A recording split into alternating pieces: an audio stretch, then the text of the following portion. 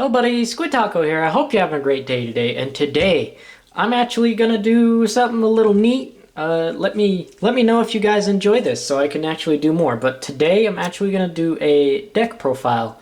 Kind of just like how I want to play my floofs.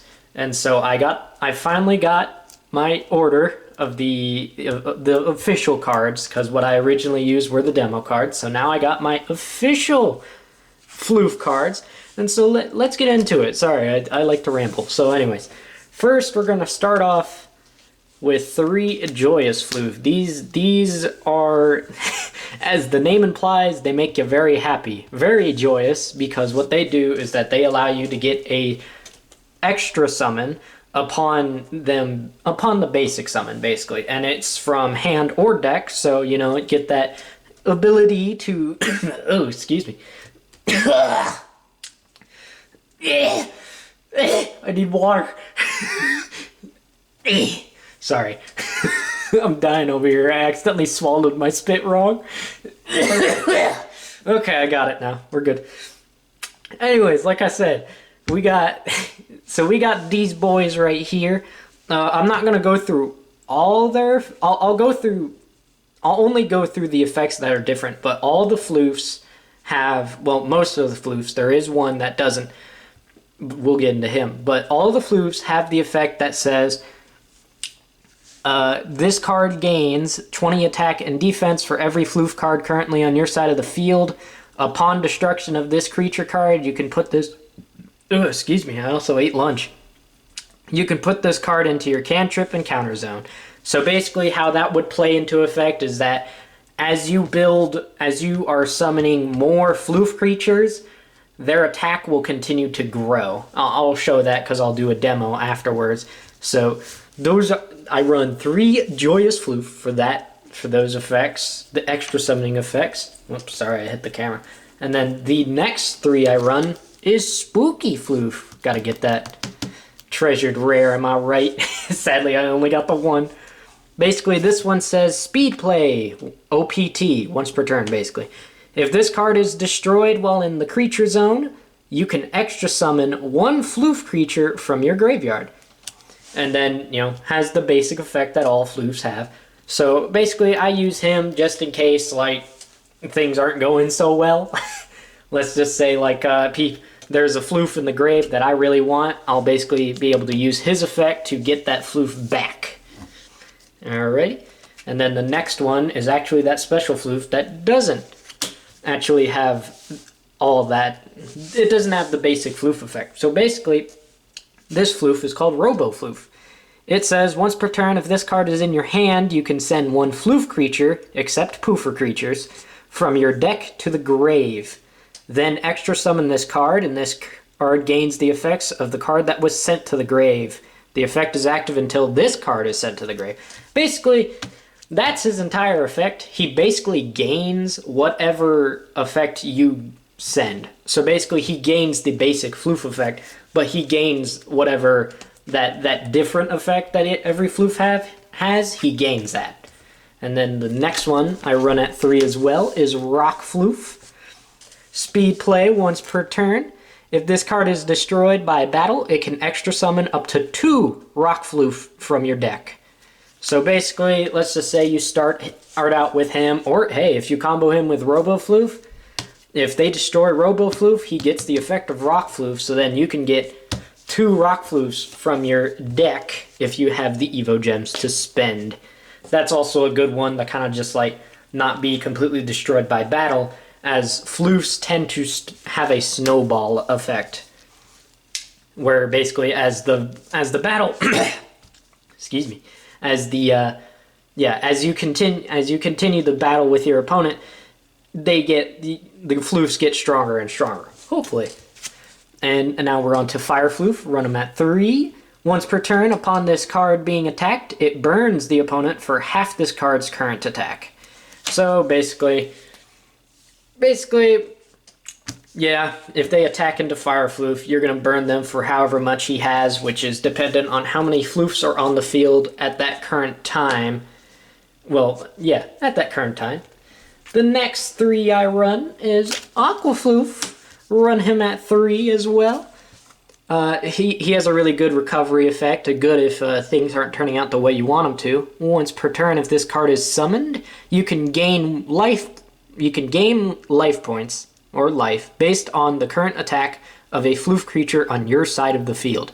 So basically, get them out on the field, however much attack all the Floofes have, gain that much life points. Really good if things are looking pretty bad. Keeps you alive longer. I run 1 Poofer Caretaker. I would run more, but I haven't gotten any more. And his effect is he is always considered as a Floofe creature. Speed play. If a Floofe creature is sent to your graveyard, you can send this card to the cantrip encounter zone to put the Floofe into your hand. And then he has the basic effect of gains 20 attack and defense for every Floofe card currently on the field. And then upon the destruction of this creature card, you can put it into the cantrip counter zone. And that's all the creatures so far. Well, not so far, but that's all the creatures in my deck. And then now on to the cantrips. The cantrips I play, 3 Floofe Call. This is really good at making sure you get the Floofe cards you need or want to really start off a good play. Basically, add 1 Floofe card from your deck to your hand. That's all it does. You can technically, it's not a once per turn. It's a soft once per turn, but that doesn't matter. So you can basically activate Floofe Call and keep getting more Floofe Calls to just thin out the deck. Alright, and then the next one I run is Recovered Evo Gem. I got 2 Omega Rares. The other one is from the Structure deck. So basically, this one's a simple one. OPT, once per turn, you gain 1 Evo Gem. Allows you to basically, if if you need like 1 more Evo Gem or something to extend a combo to get like an even better field or a better creature, go ahead and use it. The next card I run is 3 Meteor. Meteor's pretty good. I got 2 of the Omega Rares. Meteor's pretty good. You can target 1 creature your opponent controls and destroy it. So basically, a free destruction. Basically, I don't like what you got in your side of the field, so I'm going to just blow it up. 1 Shard of Life. I only run one. Sorry, I need to get better at my English. I only run 1, not just because I only have 1, but also because with the Floofes, they don't really end up into the graveyard very often. You don't really need Shard of Life that much. I'd run it at 2 at most, maybe. Run it at 3 if you want. That's up to you. But I don't feel like you really need Shard of Life. The only one you need it for is for like your extra deck creatures, which I'll get into. Well, not extra deck, legendary deck. My bad. Cut that out. Redacted. The next card I run is 3 Counter Trick. When your opponent activates a counter card, you can pay 200 life points and then destroy the counter. Basically, this is a way to stop them from countering you. If they like activate something that would destroy your creature or something like that, you can negate that by destroying it, as per the rules. Yeah, the cost of paying 200 is not nice, but it makes it balanced and it is really good. I actually run 3 Card Storm as well. Card Storm says you can destroy 1 equip card or 1 card that is in the cantrip encounter zone. Really good card. Allows you to basically destroy anything. Yeah, basically anything except for creatures. So really good. Is very, very viable. There we go. Very viable. Alright. I run 3 Cantrip Dud. Cantrip Dud is basically like Counter Trick, except it's for cantrips. So when your opponent activates a cantrip, you can pay 200 life, then destroy the cantrip. So basically, yeah, this stops their cantrip. If they're like activating, for instance, if they activate Meteor, go ahead activate that so they don't get the Meteor. And then lastly, I run 2 Return to Sender. This is if my opponent gets a little too violent. Basically, when the opponent attacks your creature, you can negate the attack, then the creature that was attacking is destroyed. So basically, allows me to not allow my Floofes to be destroyed. Alright, and into the legendary deck. I only have 1 creature. I will talk about what I would run more of as well. But so far, I have one Mother Floofe. I would run 3 Mother Floofe if you can get her. If you can get 3 Mother Floofe, I would definitely run 3 of them. Another creature I would run at 3 would also be, and I'll show a little picture of him up here, would probably be Emperor Slime. I would definitely run him at 3 as well, because he's not too hard. And then off to the side deck, which is what you basically, in specific scenarios or stuff like that. I'm not good with siding, so the first side deck thing I run is Mysterious Traveler. She is just a big monster that's easy, well, big creature, my bad. She's a big creature to get out with ease. If this card is in your hand and you have at least 2 cards in your graveyard, you can extra summon this card by sending 2 cards from your graveyard to the Forgotten Zone. This basically, she's a free extra summon that has a big amount of attack. She has 330. That's nothing to laugh about. That's pretty good, I think, at least. And then the next cards I run, just in case, is Sucker Punch. This is if my opponent gets a little too violent and has has a lot of big attack creatures, basically creatures with a high attack value, or something like that. When the creature equipped with this card attacks a creature your opponent controls, the attack is negated, and the creature that was attacked is destroyed. Then this card goes to the graveyard. Basically, Sucker Punch allows you to equip it to one of your creatures, go in for the attack, it gets negated, then the equip goes to the grave after being used, allowing you to kind of just like get certain creatures off the field that you need to be off the field. And then this is what I run specifically for the Night Beast matchup, Dreamcatcher.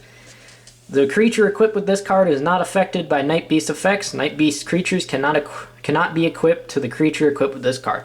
Basically, this keeps it to where the Night Beast player can't easily get their plays going if I am able to equip these to like a certain creature that I want to keep or something like that. Basically making it harder for my opponent who plays Night Beast to excel in their ways.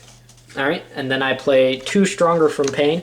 I would play another if I had another, but I don't. This is for if you play against the burn matchup, because there are creatures that burn, and there is a type of burn deck that, like I said, if you guys want some more of this, I can actually show you the burn deck. So this is a con, so it's a continuous. When you're going to receive burn damage, you gain life points to the burn amount.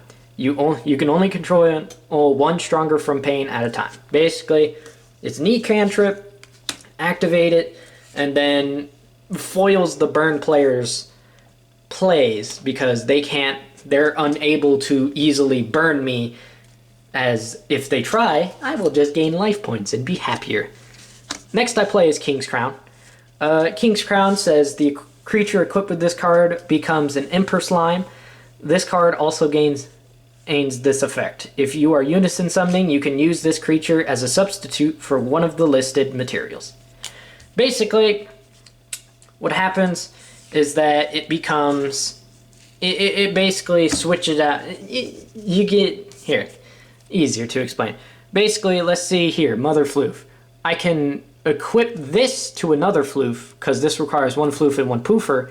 I can equip it to a Floofe, and then say it's a substitute for the Poofer. So then that makes it easier. Alright. And then tag. This, again, if my opponent is a really high attack value person who's very, very aggressive. When a creature is targeted for an attack and you have a cantrip that was originally a creature, you can negate the attack. Then you must put the creature that was targeted for an attack into your cantrip counter zone. Then choose a creature choose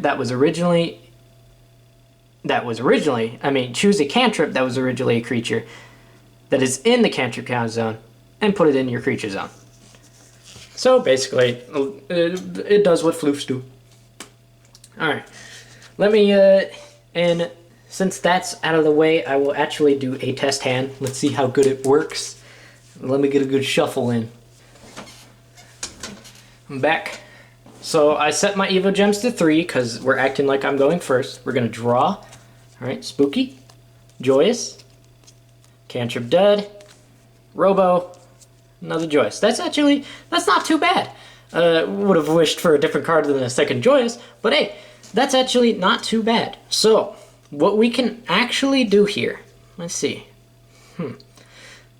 So what I would do is I would actually basic summon the Joyous Floofe. Joyous Floofe will get his effect, so I will pay one of my Evo Gems, go down to 2, to extra summon one creature. I think I will actually go for Aqua Floofe. Aqua Floofe to get that sweet life point bonus.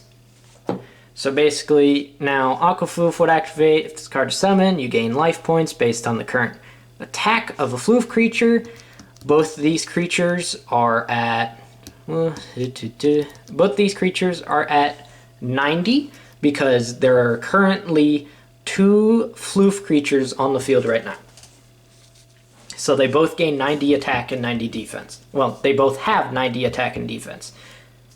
And so then, next I would activate Robo Floofe's effect. Once per turn, if this card is in my hand, I can send one Floofe creature, except a poofer, from deck to the grave. So then, I would send Rock Floofe. So Rock Floofe will go to the grave. Robo Floofe will extra summon itself, pay the Evo Gem, go to 1. And then, now, after that, I will set my Cantrip Dud, and I would actually pass turn. So, let's see. So, if you want to know how good this is, it's not too bad, not too bad. So we have, right now, we have 1, 2, 3, we have 3 Floofes on the field. So each Floofe gains 60 attack and defense because there are 3 Floofes currently on the field at this point in time. So that would mean all of them have 110 attack and defense right now, which isn't too bad. Basically, I have a way to stop my opponent if they activate a certain cantrip or something, and let's just say like they attack. Let's say they attack actually Robo Floofe. Robo Floofe gets destroyed. I'll actually activate his effect because he has Rock Floofe's effect. I will use my last Evo Gem to get that other Rock Floofe to come out. Let's see here. Where's my Rock Floofe? Where's my rocks? There we go. And get that Rock Floofe right there. So now I have currently 4 Floofes on my side of the field. Currently there are 4 Floofes on my side of the field, so now every Floofe has 130 attack and defense. So as you can see now from their playstyle, it is a snowball effect of as they continue to get destroyed as creatures, and they go into the cantrip and counter zone, they are still being considered as Floofe cards because it says Floofe in the name. So this snowball effect will continue to grow and grow and grow until at some point we actually get a huge field, huge. And you know what? Actually, we're gonna see how my next turn turns out, because we're gonna see if I can actually start going in as the aggressive type. Of course, Floofes, because of their generally low attack, they generally have to do combination attacks, which is okay, but that's what they prefer. Alright, shuffled. I cut it, and then let's draw. Ooh! Recovered Evo Gem. Hey, that's pretty good. Okay, so, well, I forgot to add 1 Evo Gem, because startup phase, add, draw phase, I drew, activate Recovered Evo Gem, gain another one. And then I will basic summon my Joyous Floofe. Sorry, there's a little crowded because my camera zoomed in at a stupid point. Alright, and so then I would do that. And then I would actually go for Personally, I would go for Spooky Floofe. Now there are 5 creatures, well, 5 Floofe creatures on the field. 6 Floofe cards currently on the field. That means each Floofe creature is gaining 120 attack and defense, which means they are now at 170 attack and defense. So, oh yeah, I forgot to use the Evo gem. Yeah, you know the rules. But basically, now as you can tell, the snowball is getting much bigger. Because now I have 5 creatures on my field that are 170 attack and 170 defense. Because of their effect of they gain 20 attack and defense for every creature Floofe card currently on the field. And there are 6. So, now I can start doing combination attacks to actually get a good 340 attack, which is no pushover, mind you. That is actually stronger than the Mysterious Traveler that's in my side deck. Yes. So, that basically shows you that as the snowball gets bigger, you now start to do combination attacks and all this and that, and well, as time continues, hopefully at some point you can get the Mother Floofe to really boost that up. But anyways, that was just some plays that you can do that I can do. And yeah, I can't wait for you guys to get your hands on the Floofe deck, and go ahead, show me. I would really love to see your guys's and hear your guys's deck profiles of Floofes, or like any deck that you make. Trust me, I will love the idea, no matter how crazy it is. But I hope you guys enjoyed the video today, and without further ado, Squid Taco, signing off.